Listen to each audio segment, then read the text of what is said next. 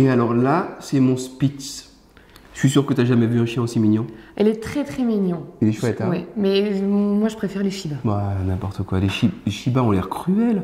Mais non, les Shiba c'est trop mignon. On dirait des hommes politiques, les Shiba, c'est quand même incroyable. Oh, N'importe quoi. passons, on va se faire la guerre. Allez. Ça, c'est une famille qui m'a épaté. Ouais. Ils vivent tous ensemble dans la même maison et ça se passe super D'accord. bien. Fiston, Ouais. maman, grand-maman, grand-papa, arrière-grand-papa, pardon. 4 générations, 4 générations. dans la même maison. Ah, ils sont motivés quand même. Bon, c'est sûr qu'il faut de la place, mais bon, ça se passe super bien. Je Ah, trouve c'est ça chouette pour eux. génial. Honnêtement, si ça se passe super bien, c'est génial. Et tu vois, moi je connais une amie, elle et son mari, ils vivent avec les beaux-parents dans la maison. Ouais. Et ça se passe pas bien, mais pas bien du tout. C'est vrai? Il y a des tensions parce que bah, du coup, les beaux-parents, ils se mêlent un petit peu de leur vie de couple. Non, c'est compliqué, ça passe pas du tout. Ils veulent essayer d'ailleurs de déménager parce qu'ils disent sinon on va craquer. C'est marrant, j'aurais juré que vivre avec ses parents et tout, c'était super en soi-même. Bah écoute, peut-être pas à chaque fois, j'en sais rien. Ouais. Du coup, les relations intergénérationnelles, c'est bien ou c'est pas bien?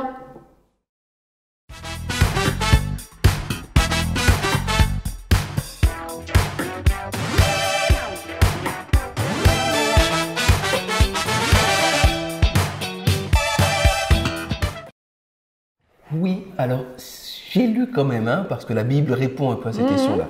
L'homme quittera son père et sa mère et s'attachera à sa femme. Mais je me demande si c'est seulement sur le plan physique, tu vois, qu'il faut quitter son... Est-ce qu'il faut juste de la distance physique entre son... Bah, j'ai presque l'impression que c'est même l'inverse. C'est, à mon avis, l'homme quittera son père et sa mère, c'est émotionnellement et psychologiquement.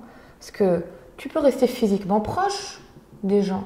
Hein? Si tu les as quittés émotionnellement, ça règle le problème.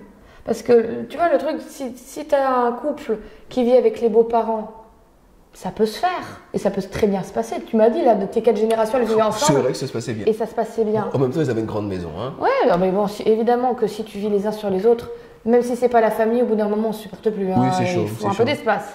Ouais. Mais c'est peut-être plus si les parents réalisaient qu'il faut qu'ils laissent vivre le couple, qu'ils ont leur propre histoire et que, je sais pas moi, là c'était le fils qui vivait avec son père et sa mère et c'était la belle-fille qui était avec eux. Si le fils, il passe plus de temps à aller demander à maman des conseils ou maman, refais-moi les recettes de mon enfance parce que j'aime pas ce que fait ma femme, Ah bah, il y a un moment Ah bah. ou un autre, ça va mal se passer. ah bah c'est comme ça que Bernard a perdu sa femme. Hein. Ah ouais? Ouais, et il n'arrêtait pas de dire oui, il n'arrêtait pas d'appeler sa mère. Et sa mère n'arrêtait pas d'appeler et de s'ingérer. Effectivement, là, il y avait vraiment un problème de distance. Ça hein, peut pas bien finir. C'est sûr, hein, C'est clair. c'est sûr. Donc tu vois, je pense que ce texte-là, il parle plus d'émotionnel, de dire, bah, on passe de j'étais un enfant, j'étais le fils ou la fille de, à je suis un adulte qui prend ses propres décisions et qui est en couple avec quelqu'un. Maintenant, je suis époux ou épouse de.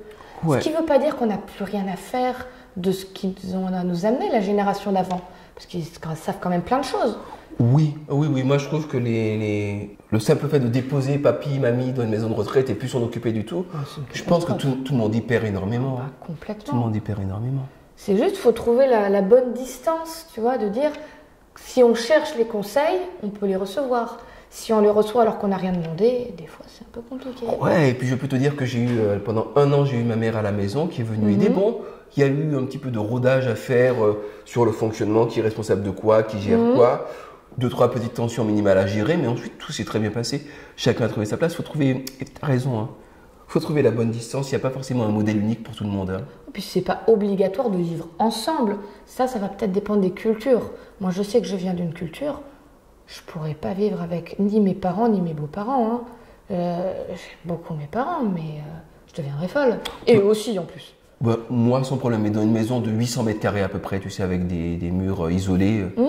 Mais tu vois, ça m'empêche pas de les aimer beaucoup et de prendre des conseils auprès d'eux de temps en temps, mais la distance physique me dérange pas trop.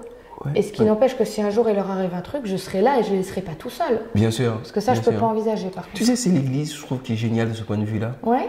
Parce que quelque part, moi, ma mère, elle vit en Afrique, tu sais, de temps en temps. Elle vit à la maison aussi, parfois. Elle alterne un petit peu tranquillement. Mais à l'église, il y a des enfants, des nourrissons, des jeunes adultes, des adolescents, des personnes très vieilles, voire des personnes en fin de vie. Et je trouve que c'est un petit peu comme une famille.